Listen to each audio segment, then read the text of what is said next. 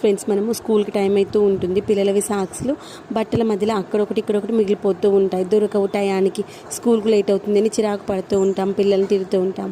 అలాంటి ప్రాబ్లం రాకుండా ఉండాలంటే సాక్స్లు ఈ విధంగా అరేంజ్ చేసుకోండి. మనకు సాక్స్లు అనేటువంటివి పేరింగ్గా దొరుకుతాయి, అక్కడొకటి ఇక్కడొకటి వెతుక్కోవాల్సిన అవసరం లేదు. ఈ సాక్స్లు అన్నింటినీ కలిపి ఈ విధంగా ఒక బ్యాగ్లో పెట్టుకొని మనము మన కబోర్డ్లో మన బట్టల పక్కన పెట్టేసుకున్నాం అనుకోండి, అక్క బ్యాగ్ తీసుకొని మనకు ఏ సాక్స్ కావాలో అది రెండు పేరుగా దొరుకుతాయి, ఈజీగా పెట్టేసుకోవచ్చు.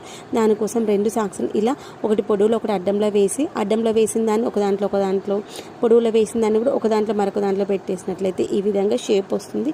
ఇవి చిన్నగా ఉంటాయి, అప్పుడు మనం తీసుకోవడానికి కూడా ఈజీగా ఉంటుంది, పెట్టుకోవడానికి కూడా తక్కువ స్పేస్లో పెట్టుకోవచ్చు. మన దగ్గర 20 కాదు 30 జతల సాక్స్లు ఉన్నా కానీ ఈజీగా మనకు కావాల్సిన పేరైతే సెలెక్ట్ చేసుకోవచ్చు. ఎలాంటి టైం వేస్ట్ కాదు, మనం చిరాకు పడాల్సినంత అవసరం కూడా ఉండదు. నేను ఈ విధంగా బ్యాగ్లో సర్దేసి పెట్టుకుంటాను అఖిల్వి వాళ్ళ నాన్న.